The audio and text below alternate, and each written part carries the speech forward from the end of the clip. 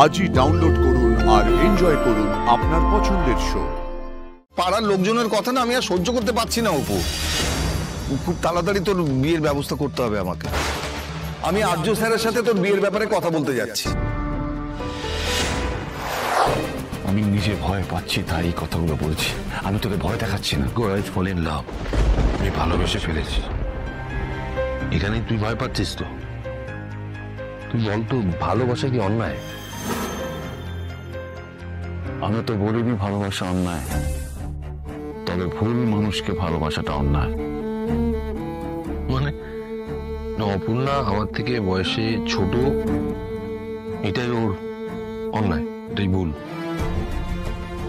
আর একটা ভুল দেখাও, একটা দেখিয়ে দে আমাকে। ওর ভুল তো আমি বলিনি, ভুলটা তোর আর্য।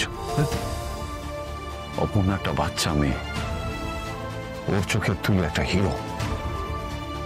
যেরকম ফিল্ম স্টাররা হয়, যেরকম র্যাপসরা হয়, যেরকম সিঙ্গাররা হয়, সেরকম জাস্ট অ্যান ইনফ্যাচুয়েশন। ওদের বয়সী ছেলেমেয়েদের কাছে এটা একটা ক্রাশ।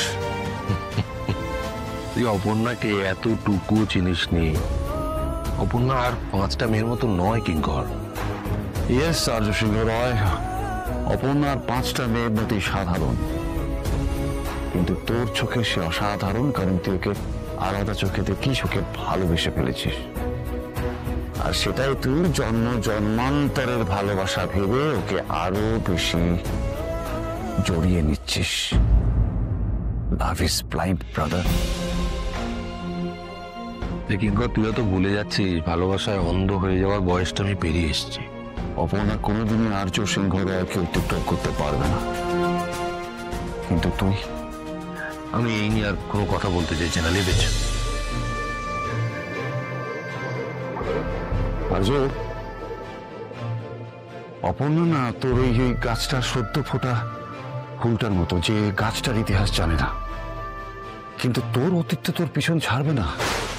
একদিন না একদিন ওরা সামনে আসবেই। সেদিন কি হবে? আর সেদিন যদি অপর্ণা সব জানতে পারে, তুই বলবি না, কিন্তু কেউ না কেউ তো বলবে। তখন কি হবে? তখন কি করে বোঝাবি অপর্ণাকে? আর যদি তুই বুঝতে পারছিস তুই মেয়েটাকে কিসের মধ্যে টেনে নিয়ে যাচ্ছিস। অপর্ণা বুদ্ধিমতী, আমি মানছি ও তোকে ভালোবাসে, তুইও তোর নিজের ভালোবাসা তাকে বলতে চাবি, কিন্তু তুই ওর বাবা মাকে কি বলবি?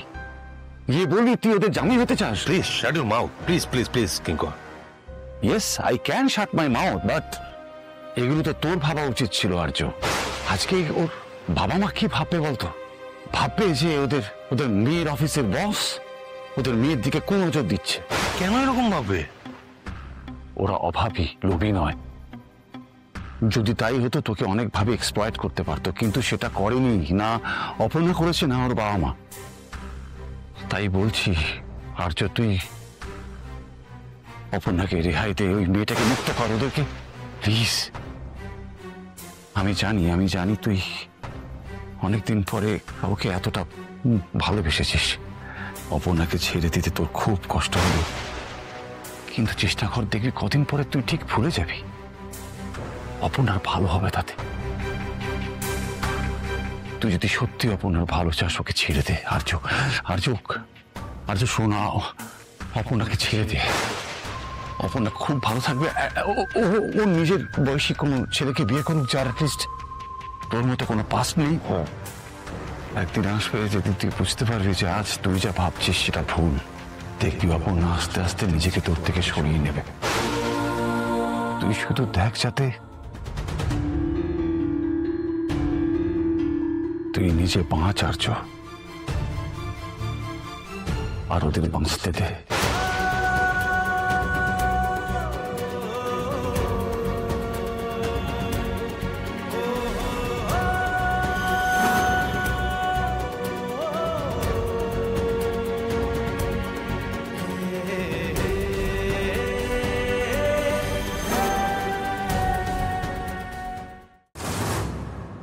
আসতে পারে? মীরা ম্যাডাম, আসুন আসুন আসুন মীরা ম্যাডাম। আমি বোধহয় ভুল সময় চলে এলাম। না না, আসুন তো, কিসের ভুল সময়? আসুন আসুন আসুন, এই যে আরে বাবা দেখেছেন তো, একদম ব্যস্ত হবেন না তো, যখনই আসে আপনারা এইভাবে ব্যস্ত হন, প্লিজ একদম না। আমি শুধু একটা কথা জানাতে এলাম আপনাদের। কথা মানে মানে না, চিন্তা করার কিচ্ছু নেই, আমি আপনাদের জন্যই নীলের খোঁজ নিয়ে এসেছি।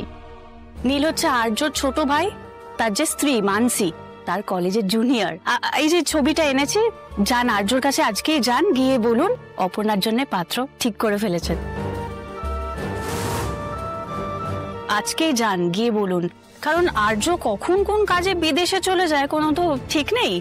আর আর্য দুজনকেই ভীষণ স্নেহ করে, আগের বারও তো অপর্ণার বিয়ের জন্য কত কি করেছে, তাই আমার বিশ্বাস এবারও বিয়ের জন্য আর্য নিজে দাঁড়িয়ে থেকে সবটা করবে। আপনাকে দেখে না মানে বোঝাই যায় না যে আপনি অপুকে ভালোবাসতে পারেন। শুনি কি বলছো, একটু ভেবে বলো না। দেখুন, আমাকে বাইরে থেকে দেখে ভুল বুঝবেন না, আমি জানি আমি কাজের জায়গায় স্ট্রিক্ট ও থাকি, কিন্তু আমিও একজন মেয়ে হিসেবে চাই অপর্ণার সঠিক সময় বিয়েটা হলে আমারও খুব ভালো লাগবে, এবং আমিও অপর্ণার বিয়ের জন্য কিছু করতে পারলে সত্যি আমার খুব ভালো লাগবে। আপনারও তো বিয়ের বয়স হয়ে গেছে গো মীরা ম্যাডাম, বলতে গেলে পেরিয়েই গেছে, মানে পেরোনোর দিকে। আপনি বিয়ে করলেন না কেন গো?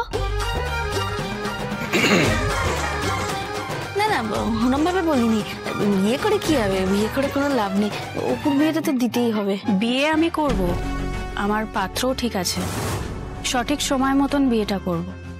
কে গো? ওর কথায় কিছু মনে করবেন না ম্যাডাম, ও যে কখন কোথায় কি বলে ফেলে না। আমি যাব, আজকেই যাব আর্য স্যারের সাথে কথা বলতে। আমি আজকে তাহলে এখন আসি, হ্যাঁ আমার অফিসে অনেক কাজ পড়ে আছে। ঠিক আছে ঠিক আছে, আসুন আসুন আসুন। আবার আসবেন মীরা ম্যাডাম। সুমি সুমি, আর দেরি করা যাবে না বুঝলে, আমি আজকেই যাব স্যারের সাথে দেখা করতে, কথা বলে নেবো। মীরা ম্যাডাম যখন বললেন, হ্যাঁ দাও দাও দাও। কি মিষ্টি, কি মিষ্টি দেখতে না নীলকে। ভালোই হয়েছে গো, আগের বিয়েটা ভেঙে গিয়ে এইটাই একেবারে ঠিকঠাক। এই ছেলের সাথেই আমার অপুর বিয়ে দেবো। টাঙ্গর টাঙ্গর টাঙ্গর টাঙ্গর। আরে কি আশ্চর্য, উলু দিচ্ছ কেন? আমি বিয়ে করতে যাচ্ছি নাকি? আমি তো যাচ্ছি মেয়ের বিয়ে ঠিক করতে। দে মা দে, 4 হাত এক করে দে মা। অটো অটো অটো, দাঁড়াও দাঁড়াও। কোথায় যাচ্ছ তুমি? কি হলো, কোথায় যাচ্ছ? আমি তোর বিয়ের কথা বলতে যাচ্ছি অপু। আমি তোমাকে কতবার বলেছি বাবা, আমি বিয়ে করব না, আমার এইসব ভাবার এখন টাইম নেই। দেখ, পাড়ার লোকজনের কথা না আমি আর সহ্য করতে পারছি না অপু, খুব তাড়াতাড়ি তোর বিয়ের ব্যবস্থা করতে হবে আমাকে। আমি আর্য স্যারের সাথে তোর বিয়ের ব্যাপারে কথা বলতে যাচ্ছি। এই চলো চলো চলো।